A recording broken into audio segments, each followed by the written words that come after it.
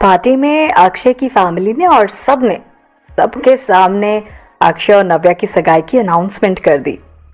पहले दोनों एक दूसरे को थोड़ा और समझ लेते, लेकिन घर वालों ने तो कुछ और ही फैसला कर लिया था। हाँ, लेकिन एंगेजमेंट के बाद वो लोग शादी के लिए कुछ रुकना चाहते थे, क्योंकि अभी नव्या और अक्षय की भी शादी की कोई उम्र नहीं थी। और जब अक्षय को ये पता चला कि शादी में अभी थोड़ा वक्त है, तो ये सुनकर अक्षय ने राहत की सांस ली। अक्षय की मम्मी ने अक्षय की तरफ देखा और कहा, बेटा, जब नव्या 21 साल की हो जाएगी तो तुम दोनों की आराम से शादी हम लोग कराएंगे और बड़ी धूमधाम से कराएंगे। अक्षय बिना कुछ कहे चुपचाप वहीं खड़ा रहा। नव्या अक्षय का हाथ खींचकर उसे किनारे ले गई और दुखी होकर पूछने लगी, क्या तुम सच में मुझसे शादी नहीं करना चाहते अक्षय? अक्षय ने नव्या की तरफ देखा और हल्की सी मुस्कान दी। अपने हाथ नव्या के कंधों पर रखते हुए उसने उसे अपने पास खींचा। उसकी गर्म सांसें नव्या के कानों को गुदगुदा रही थी। अक्षय ने बहुत धीमी आवाज में नव्या से पूछा, कहीं ऐसा तो नहीं कि तुम्हें मुझ पर सीक्रेटली क्रश है और इसलिए तुम मुझसे शादी करने के लिए इतनी बेताब हो? अक्षय के करीब आने से नव्या के दिल की धड़कनें बहुत तेज हो गईं, पर अक्षय की बात सुनते ही वो गुस्से से उसकी तरफ देखने लगी। अक्षय को धक्का देकर नव्या ने कहा, सिर्फ चुड़ैलों को ही तुम पर क्रश होगा, समझे? मुझे तुमसे मैं भी ना, सिर्फ मुझे लगता है तुमसे जबरदस्ती शादी कर रही हूं। एंड लिसन, कोई क्रश रश नहीं हो तुम मेरे। हाँ, अक्षय ने ये सुना और कहा, दैट्स ग्रेट, फिर तुम साथ मिलकर मना कर सकते हैं कि हमें शादी नहीं करनी अभी। वैसे भी तुम्हारे पापा तुमसे बहुत प्यार करते हैं, तो वो जबरदस्ती तुम्हारी शादी किसी ऐसे इंसान से तो नहीं कराएंगे जिसे तुम पसंद नहीं करती, है ना? ये कहने में अक्षय की बातों में ना हल्की सी नाराजगी नजर आ रही थी। क्या सच में नव्या के मन में अक्षय के लिए कोई फीलिंग्स नहीं है? अक्षय घमंडी नहीं था, पर क्योंकि वो हमेशा लड़कियों से घिरा रहता था, इसलिए उसे थोड़ा सा गुमान अपने ऊपर था। और इतना गुमान तो बनता है।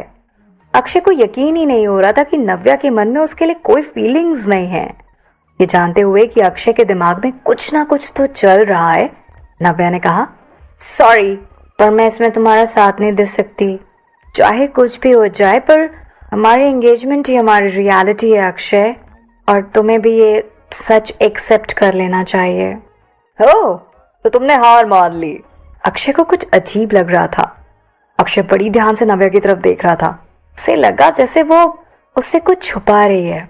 नव्या ने अपने हाथ फैलाते हुए कहा, मैंने ऑलरेडी अपनी किस्मत के साथ समझौता कर लिया है, फिर तुम क्यों परेशान हो रहे हो? वैसे भी जब तक मैं 21 साल की नहीं हो जाती हमारी शादी नहीं हो सकती। हर तुम्हारे पास अभी टाइम है। बाय द वे, इस बीच में कुछ भी हो सकता है। अक्षय ने नव्या को अपनी बाहों में लिया और बोला, बेबी, मैं बिल्कुल भी परेशान नहीं हूँ। और हाँ, अगर हमारी शादी हो भी जाती है तो व्हाट्स रॉन्ग इन इट? मेरे साथ मेरी वाइफ होगी, तुम मेरी वाइफ। अक्षय इतना कहकर नव्या के और करीब जाने लगा, जैसे वो नव्या को किस करने वाला था। नव्या ने एकदम से सतर्क होते हुए और अपने आप को बचाते हुए कहा, पागल हो क्या? Please don't fool around. अब अक्षय नव्या को चिढ़ाने लगा, उसके पास आकर उसे छेड़ने लगा। तुम्हें ये सब टाइम पास लगता है, हाँ? Oh come on Navya, you are underestimating me. मुझे नहीं लगता कि तुम हमें जरा भी जानती हो। तुम्हें अभी पता नहीं कि अक्षय के पास टाइम पास करने वाली लड़कियां कैसी होती हैं। कितनी लंबी लाइन लगी है। चाहो तो ट्राई करके देख लो, पता लगा लो। इतना कहकर उसने नव्या के पीछे वाली दीवार पर हाथ मारा और नव्या के और करीब आ गया।